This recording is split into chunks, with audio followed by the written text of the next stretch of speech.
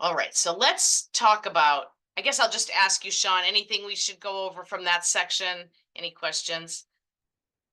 No, we're good so far. Thank you. Okay, so let's talk about the application process and the timeline. So each college, just as they do for the admissions process, has deadlines. They have a deadline for admission and they have a deadline for financial aid.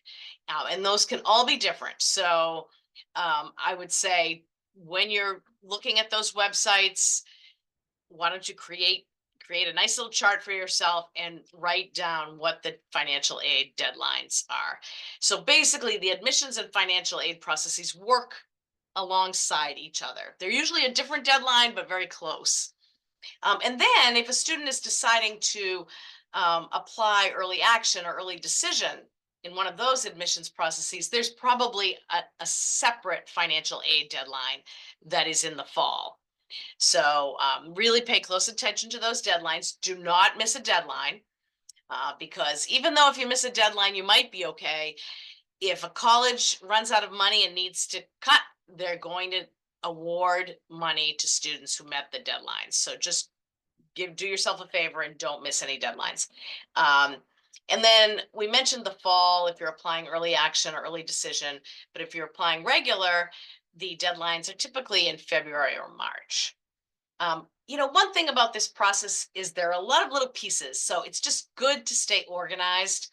And MEFA has this college application manager. You can download that, and that is a great way to keep track of what forms are needed, what are deadlines. And we created this by copying what we've seen you families bring to us, spreadsheets and all. So if you want to just make your own spreadsheet, or however you stay organized, that's great. But it is a good idea to stay organized with all of this. All right, so the main form that you're going to complete to apply for financial aid at every college is the FAFSA. It's the free application for federal student aid. And that's the one that I told you has gone through a revamp and has been simplified. So that is good news.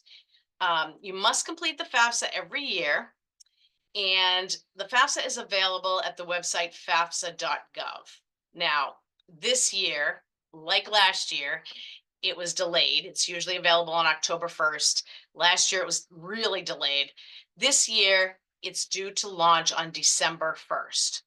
So put that in your calendar right now and just know as soon as, and if you stay in touch with MEFA, we'll let you know when it's launching. And I would say complete that form as soon after it launches as you can. There's no reason to hold off. And so get that piece done in December. And you'll be doing the 2025-26 FAFSA if you are a high school senior right now. The way the form works is anyone whose information is going to be on the form is called a contributor. So the easiest way to go through the FAFSA is for the student to start the form and put in their information and then invite the other contributors. And then each contributor can go in, has a separate section, and when everyone is done, you can submit the FAFSA. That's how that works. And you want to try to get that done all together so it doesn't sit out there, because if it sits out there for over 45 days, then it could be deleted. We also have another webinar. Make note that there is an Understanding the FAFSA webinar that will go through all of the fields on the form. Now, before you even start the form, what you need to do is create an FSA ID. And basically, that's just a username and password for the FAFSA. And you have to have an FSA ID to log in. You can do that now. So that's a good thing. You can do that way before December, have it all ready, and then put it in a place. I don't know where you keep your secret passwords, but put it in a good place that you won't lose it, and then you'll be set to file the FAFSA as soon as it launches. Okay. And you can go to studentaid.gov, FSA ID, create account. And you need to have your email address. And then who needs an FSA ID? The student needs an FSA ID. If the student happens to be married, then the student's spouse would need to also have an FSA ID if they filed taxes separately or didn't file. And then every parent listed on the FAFSA, except a big exception, if parents are married and filed taxes jointly, only one parent needs an FSA ID. So it will be the student and either one or two parents that will need an FSA ID. And then you'll all have those, keep them in a safe place, and you'll be ready to complete the FAFSA. For families where a parent doesn't have a social security number, to get an FSA ID, the parent will answer knowledge-based questions that are pulled from a credit history, and that's how they will be able to create an FSA ID. All right, so what's reported on the FAFSA? Some general demographic information, student citizenship status.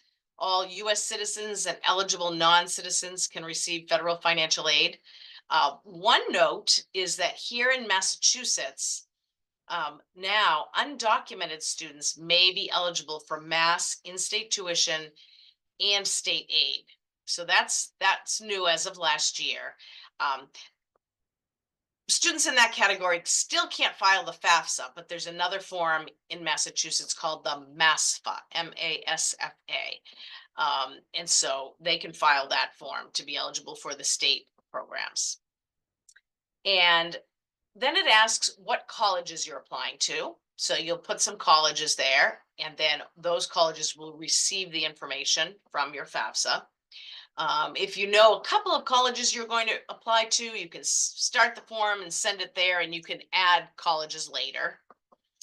And then it will ask questions about parents and what is your marital status. Okay, so if you're married, including same-sex parents, you'll include both parents on the form. All parents who live together, married or not, both people's information will be on the form.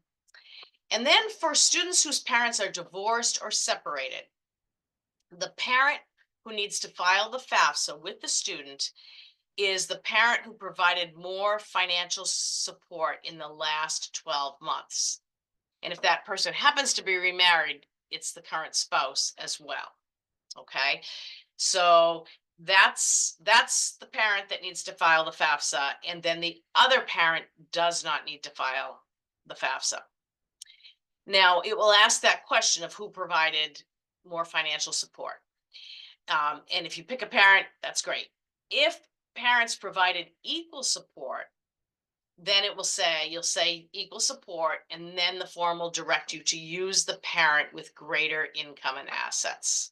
Okay, so it's very step by step, so that you'll be able to see which parent and parents should be listed on the form. And legal guardians are not a parent. Then it will ask the number in household. It will pull that information from the IRS when the taxes are imported, but you can update that if that's not accurate. It will also ask about the number of children in college, although that is no longer used in the calculation, but it is there, so the colleges will receive that information.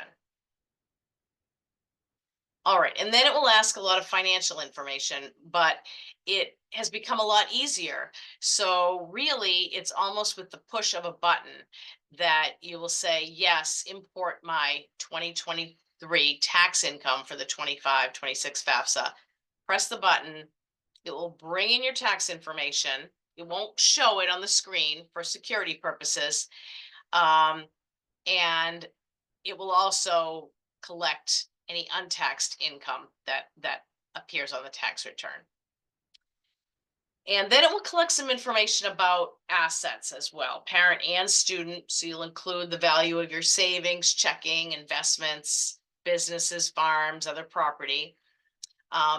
It will include education savings accounts as a parent asset for the student whose FAFSA you're doing. You don't have to report the ones for your other children. It will not ask you any questions about your primary home, so you don't have to put any information about the value of your home, or the value of your qualified retirement plans, or any life insurance. You don't have to include information about any of those three things. And as a note, any child support received is considered an asset. Now, the form really doesn't ask you about any debt that you have. The only debt would be if you had an investment and then you had some debt on that investment, it would be the difference that would be the value of that asset. But for example, it doesn't ask you about any consumer debt or anything like that. So if you have any unusual circumstances, we'll talk with you about how to share those. Then after, as I said, all colleges require the FAFSA. Some colleges also require an additional form called the CSS profile. Okay. And that's because the FAFSA has become a lot simpler. Um, we have had reports of families telling us it only takes about 10 minutes to complete it with pressing the button for the taxes and all of that. So that can be fairly simple. But some colleges who have a lot of their own institutional grant and scholarship dollars feel like the FAFSA form doesn't ask enough questions for them to be able to differentiate among families. As I mentioned, it doesn't collect information on the value of your primary residence. If in a divorced or separated parent situation, it doesn't collect information about the other parent. So some colleges require this additional form to gather more information. And if your college requires it, then you need to do the form. So this one costs a little bit of money. It costs $25 to send it to the first school and $16 for each additional college you send it to. Although there are fee waivers if parent income is under $100,000 or the family meets other criteria. This will become available on October 1st. So if your student is applying to colleges that require this form, get this one done. Get it done right in October. And for many of these institutions that require the CSS profile, it will, if parents are divorced or separated, it's sort of the same criteria as on the FAFSA. There'll be a FAFSA parent, CSS profile parent, and spouse, if applicable. But then the CSS profile many times will ask the other parent to also complete the profile. And those are submitted separately. They never cross, and nobody ever sees anyone's information. But the other parent usually has to do a profile as well. And we do have a webinar all about the profile, a couple of them actually, if you want to take a look at that. Additionally, sometimes a college may have their own financial aid application. You can look for that. And one more thing, how do you know? I get this question a lot. How do you know what colleges require the CSS profile? So two ways. One, you can look on the financial aid page of the college website and see what the requirements are, where it says, oh, we require the FAFSA and it's due November 15th. It will also tell you if they require the CSS profile. So that's a good way to check it out. Also, if you go to cssprofile.org/participating institutions, you will see on the College Board, on the profile website, it will give you a list of all colleges by state who require the profile. So two ways to find that out. So then after you apply, you send off your information on one form or two to the colleges that you're applying to, and the colleges and the state receive your data electronically. From filing the FAFSA, the student will receive a FAFSA submission summary, FSS, by email. And just know that as colleges are working through these applications, they have a process called verification. They may write to you, they may ask you for additional documentation. So just stay on top of any of that to make sure you have a complete financial aid application. And that takes a little while for colleges to go through that so that they can send you an admissions offer. And the ideal is that they send you a financial aid offer very close to the time that they send you an admissions decision, because they know you need that information to be able to make a decision. So just know that, um, and you can review the college websites to hear about each college's timing. And this is that verification process that I just referenced. So colleges are obligated to verify a certain number of applications. And so if colleges are asking you for additional information, such as a tax return transcript or asset account statements, just send them in, answer, make sure you get that all done. Colleges may email you, or they may have a web portal set up that you go in, you create an account, and that's how you get information. And that's where you can see if there's anything missing. So again, pay attention. Each college could do that a little bit differently.